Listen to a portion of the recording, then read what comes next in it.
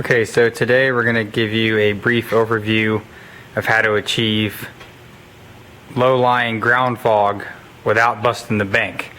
Now, a lot of concert venues or theaters want to use this effect. Maybe some people that like to build big Halloween displays or a haunted house. Everyone wants to have that cool low-lying fog. And traditionally, this is done with dry ice fog machines, which if you have priced them out, they can cost an upwards of $1,000 to $3,000. Even if you get all the way up to the big pro series, like what major stage shows are using, they're using like the Martin Gym fog machine, which is about a $10,000 fog machine and is about the size of this work trunk sitting over here. But a lot of people don't have that kind of money. So your second option is to use a fog chiller. Now, there's a lot of different designs out there on the internet of people's handiwork of different things they've tried to slap together in their garage or their shop or whatever, and some of them work pretty good. Some of them don't work at all, really, when it comes to big staging type stuff. So I'm going to show you how we did ours. This is pretty much the same technology as what some of the other companies out there that are selling these do. There is a company out there, which I won't mention the name for copyright reasons, but they have a unit that is this size, is about $500, which is pretty much just a scam, because I'm going to show you how you can do this for about $90 worth of parts. So basically, what a fog chiller does is it takes your regular fog machine. We are using the American DJ FogStorm 1700, which is a giant stage size fog machine. It's DMX controlled, and it has a 1700 watt heater. And this thing will fill a 26 by 36 stage in a matter of seconds. Pretty big fog machine.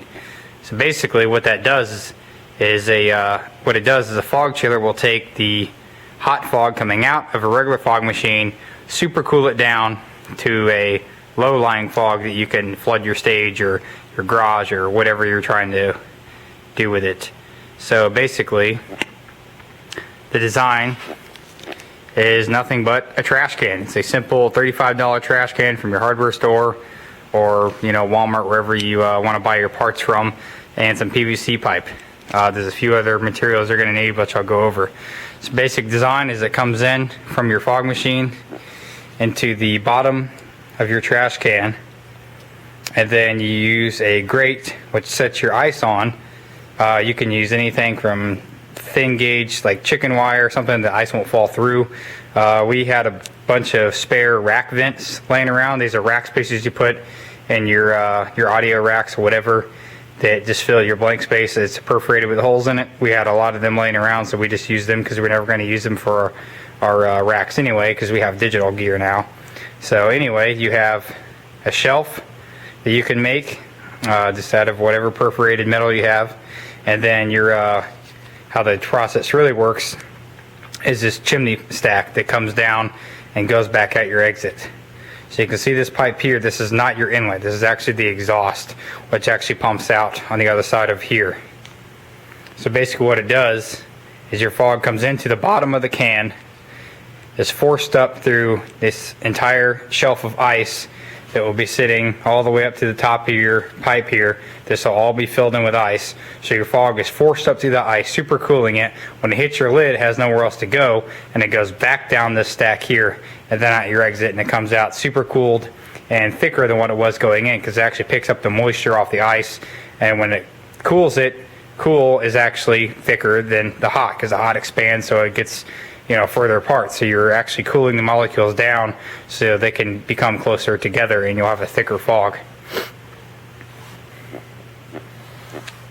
So here you can kind of see down in there of where it comes in. This white part that you see over here is the inlet pipe coming into the bottom of our chamber. So on the outside, basically we have that same end of the pipe. We just sealed it with some expanding foam around the hole. This is a 4-inch PVC pipe. This here is actually a flexible dryer hose, like what your exhaust works on your dryer. Basically what you want to do is, one mistake made by a lot of people is when they direct their fog into their chiller, is they want to try to put this pipe all the way up next to your inlet on your fog machine and then tape it up, because they think it'll force more fog into the cooler. That's actually wrong. that actually goes against the physics of how the fog actually works. The regular fog machines like this, whether it's a water-based or glycol oil-based, whichever type of fog machine it is, that fog actually has to come in contact with the air because it's superheated fluid and then put through the heater, and it basically instant vaporizes it because it comes out so fast and so hot. That has to mix with the fresh air to turn into fog. If you just put this all the way up to your outlet of your fog machine and you don't give it a way to expand with the air, it'll actually just turn right back into a liquid, and you can actually blow your heater out. In your fog machine, it's not good to spray liquid out that nozzle. It's meant to spray the vaporized fluid out of, and then it becomes in contact with the air and then turns into fog. Then you shoot it into your chamber and then freeze it. So that's why we have this grade on here. This is just some gutter guarding that you put on your gutters to keep the leaves out. Just roll this up to fit whatever your outlet of your fog machine is. General idea is 3 to 4 inches, so about the width of your hand. You want to get it enough space to, as it shoots out, it will expand with the air, and then you're forcing it into your chamber. So there's actually some companies that sell this. It's actually your Venturi effect. It's a physics property basically of how it comes in and it expands and then forces it in. So some fog machine companies actually make a bracket that mounts over theirs that you can hook a pipe onto, but you can just as easily make one out of some whatever mesh or chicken wire. Just roll it up into your shape to fit your fog machine and strap it together with some wire ties. So there you go. So there's our inlet going in. And then we come up to the other side, same thing. Your exit is just a PVC pipe with an elbow, and then another short piece coming out the other side with some expanding foam on the back side. Simple as that. It's very easy to make, not a lot of stuff you have to buy. We have yet to paint this up, but I'm going to, of course, spray paint this black so you don't see all the foam on it.